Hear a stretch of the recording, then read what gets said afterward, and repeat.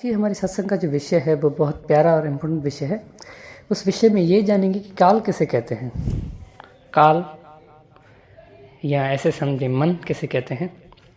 प्रथम काल ही मन है, तो विषय ये है कि काल किसे कहते हैं। तो क्यों ये विषय उठाया गया है? क्योंकि जब हमारी मृत्यु होती है, जब हमारे शरीर से हमारा प्राण निकलता है, तो कहते हैं कि वो प्राण का जो आधार है निकलने का वो काल पे है। काल ही जो है हमारे प्राण निकालता है, काल ही हमें मृत्यु देता है, काल ही जो है से हमारी मृत्यु होती है।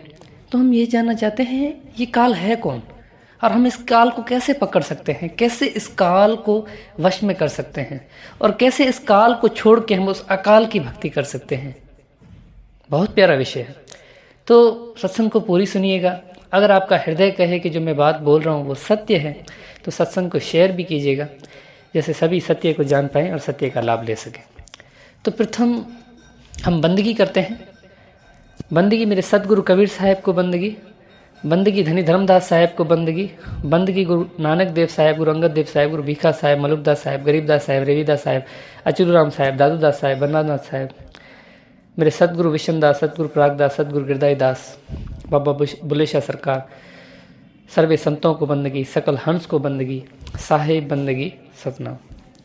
तो विषय ये था कि काल कैसे कहते हैं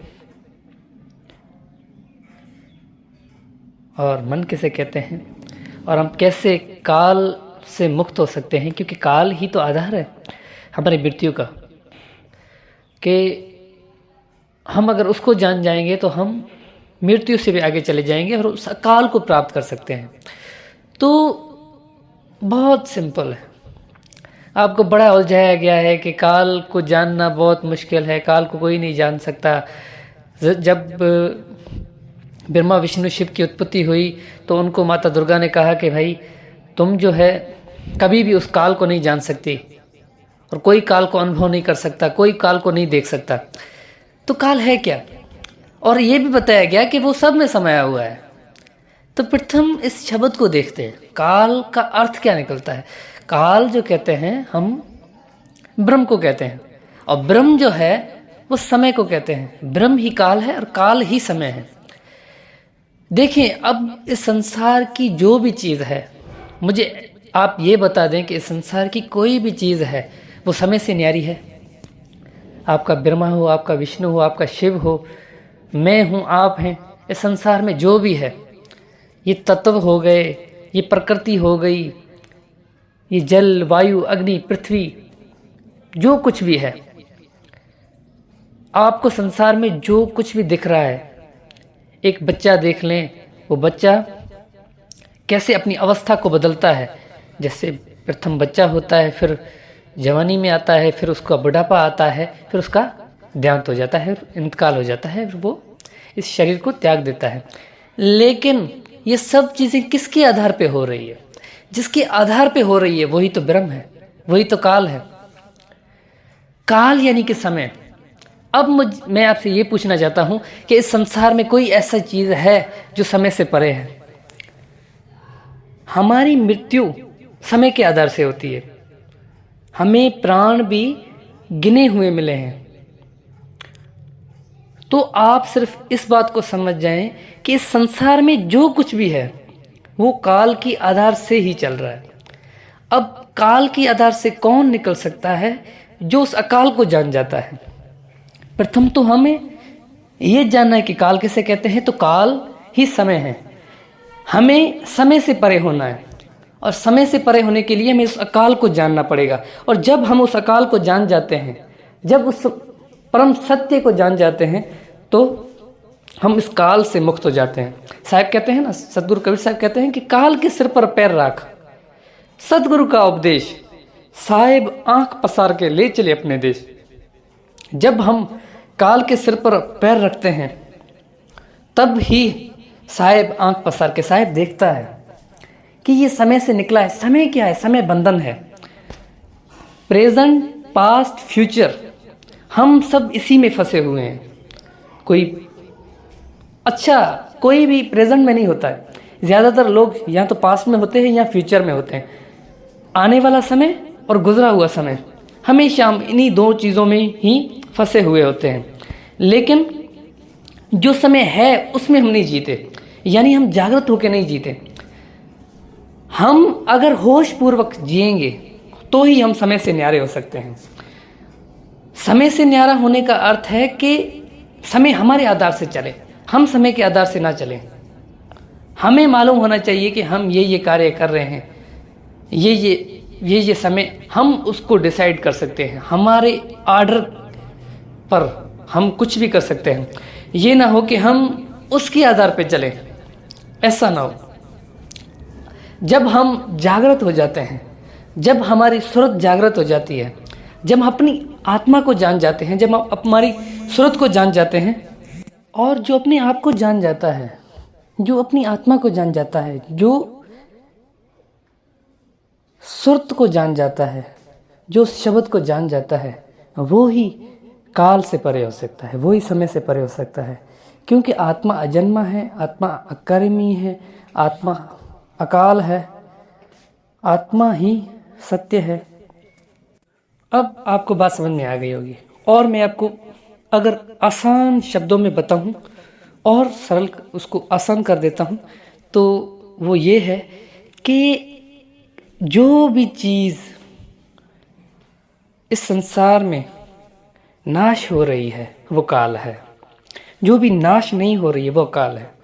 जो भी चीज़ इस संसार में कोई भी हो, तुम्हारा शरीर, मेरा शरीर, दरखत, पेड़ पौधे, पक्षी पक्षु, कोई भी हो इस संसार में, कौन सा भी जानवर हो, अगर जिसकी मृत्यु हो रही है, जो नाश हो रहे हैं, वो सारे काल में आ रहे हैं। जो मृत्यु से परे है वो अकाल है। अब जो मृत्यु हो रही है वो किसके आधार पे हो रही है? समय के आधार पे।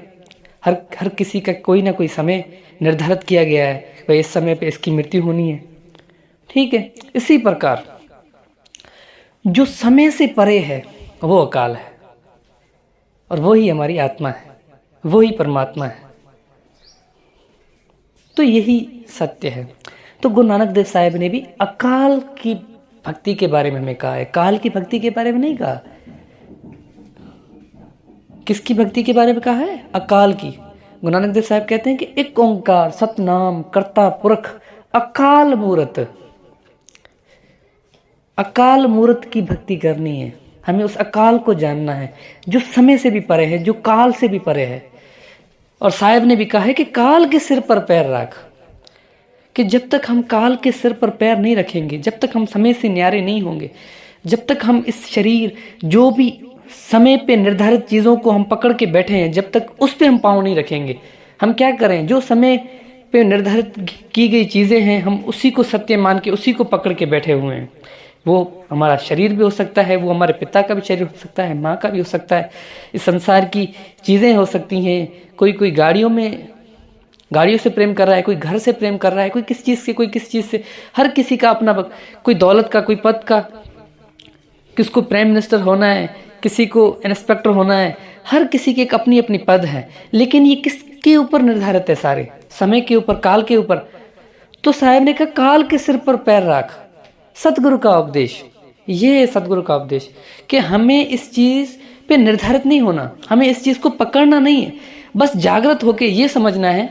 जैसे कमल का गुल होता है ना, वो कीचड़ में होके कीचड़ से न्यारा होता है। हमें इस संसार में ऐसे रहना है, हमें संसार में हर चीज़ करनी है, लेकिन जागृता से। हम ये समझ जाएं कि जो भी कार्य हो रहा है वो इस शरीर की इच्छा है, यानी ये शरीर चाह रहा है, वो चीज़ हो रही है, लेकिन मैं शरीर नहीं हूँ। अब शरीर जो चीज़ करेगा वो शरीर भोगेगा। अगर मेरा शरीर किसी चीज़ का गलत प्रयोग करेगा तो वो मेरे शरीर को भोगना है, ठीक है।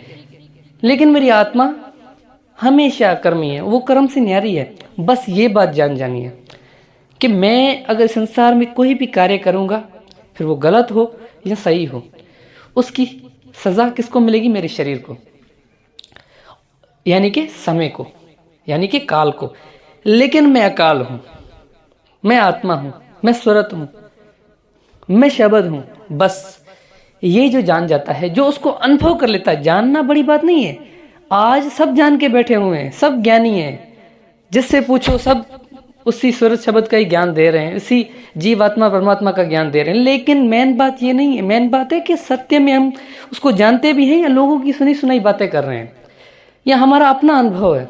अगर हमारा अपना अनुभव है, अगर हमने उस सत्य को अनुभव किया, हमने, हमारी औकात नहीं है, अगर परमात्मा की कृपा से, उस बंदी छोड़ की दया से अगर हमने उस सत्य को अनुभव किया है, तो हम उस अकाल को प्राप्त कर चुके हैं। अगर नहीं तो बातें करने वाले तो बहुत हैं भाई, बहुत सत्संग कर रहे हैं। तो आपको बात समझ में आ गई होगी कि काल और अकाल किसे कहते हैं। यही आज की हमारी सत्संग का विषय था। आज के लिए बस इतना ही। साहेब बंदगी सतना।